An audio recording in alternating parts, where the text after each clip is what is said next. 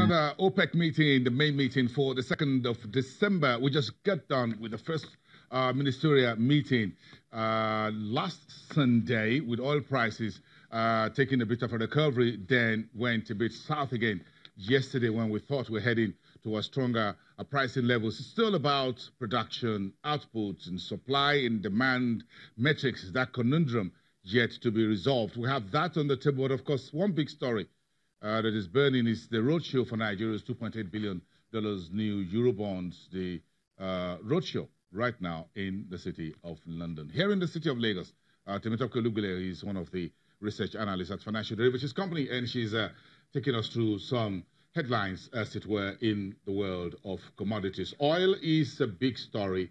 You can't ignore it. Don't worry about the electric cars and all that. We still have crude oil here for some time to come. Good morning. I'm a little bit optimistic about that. Good morning. Some of us can't let go of crude oil yet. Yes. Even though it's dirty fuel, but we're still, the world still run on this energy. Definitely. And whoever has it, still in the money. Yes, it's definitely a burning issue for countries all around the world. So right now we're looking at, as of today when I checked, it was down to $69 per barrel. And so that is coming from a high of about $85 per barrel. That is not so good news. And that is mainly on the back of President Trump's tweet last night about Saudi Arabia and OPEC's plan to cut production by 2019. And they showed signs of this at their meeting over the weekend. So that did not make him very happy. And so after he tweeted, prices went down again. I don't know, should we just tell the president, Mr. President, to stop tweeting a little bit? Maybe. But again, he's got a point, because if you look at the shale production, and I was watching Bloomberg early today, the interview Bloomberg had in Abu Dhabi with Wale Tinubu, the CEO of Wando, Nigeria. We're talking about the shale oil program of the United States and why the bigger OPEC plus one and the rest of the world should watch very closely what is happening in the U.S.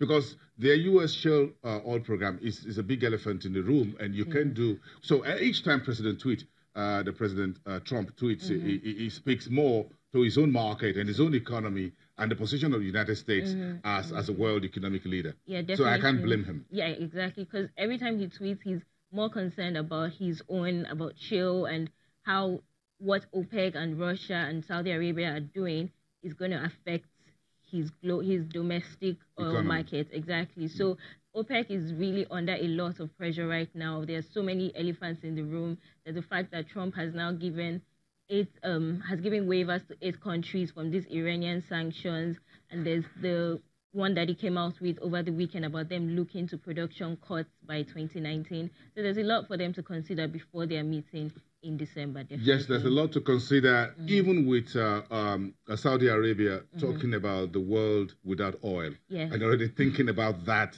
just in case the rest reserves under the ground are no longer as useful, and we just give it to anyone who wants it as a giveaway.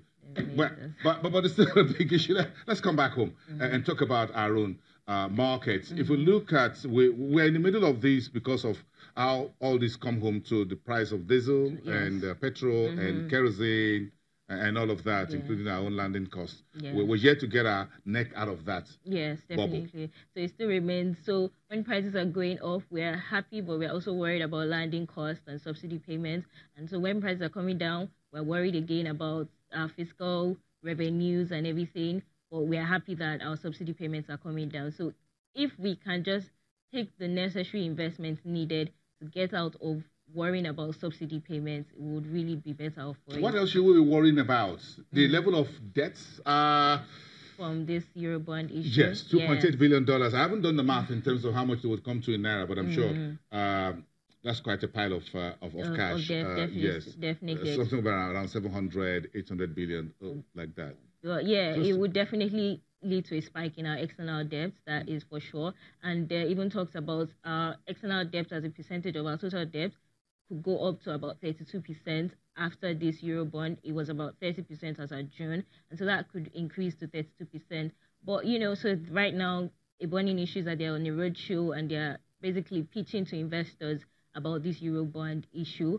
But I think that the main issue or the main concerns for investors would definitely be things like the MTN saga, the decline in our external reserves. So those will be the questions that Minister of Finance would definitely have to answer as she pitches to investors about this. I'm sure they're going to be asking as well about our revenue, the ability to pay, because your debt, talking to a banker, is that your ability to repay your debt. We've never defaulted. We had problems in the 80s, we all understood, but I think we've come out from that. Yes. But yeah, they will definitely be concerned about if, you know, they will play a lot of scenarios if we're not able to pay back at the end of this thing.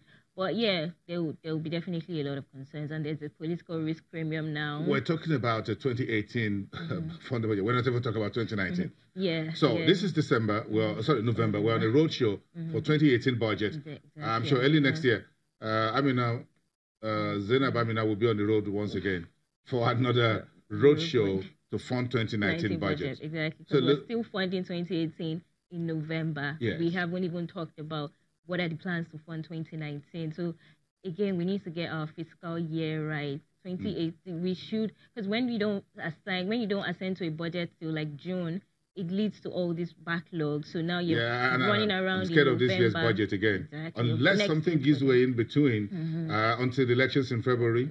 Yes. And maybe the swearing in. Exactly. If anything comes through, we don't know who wins. Whoever takes the day will still have a lot of jobs to do. Exactly. And those folks at the National Assembly will have to settle down. So we may just sit back, enjoy just lounge around a little bit and say maybe 2019 budget will be coming again in June. Maybe.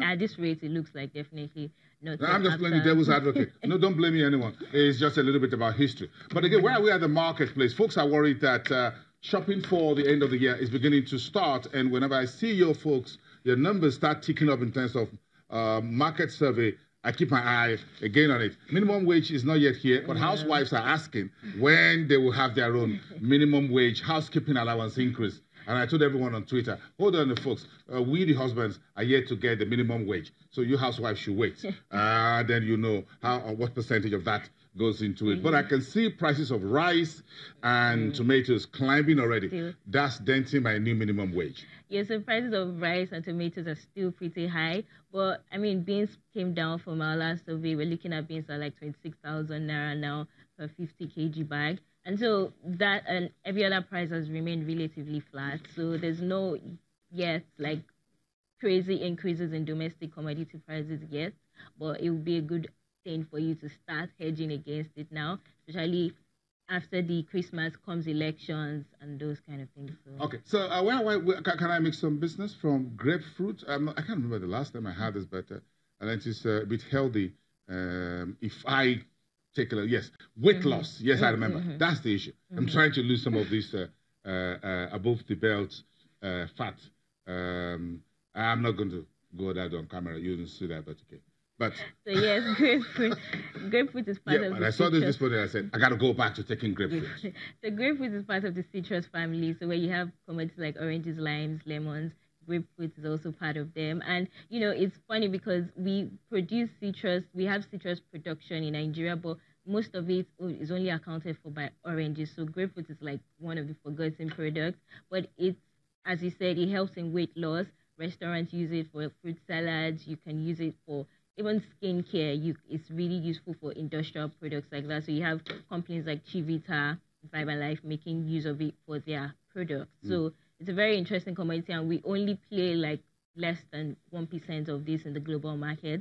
So we definitely need to improve our production. There's things like logistics is affecting because it's high in water content. So when you're transporting it from the rural to the urban areas, it gets lost in transmission basically, and you know it's grown in the north central, which are prone to flooding and pastoral crises. So all these kind of things are definitely hindering our grapefruit production in Nigeria. Okay. Temitope, let's leave it there for today. Thank you very much for coming. Temitope Olubile, one of the research analysts at Financial Derivatives Company. Let's come back to you. Give us a minute. We'll be right back.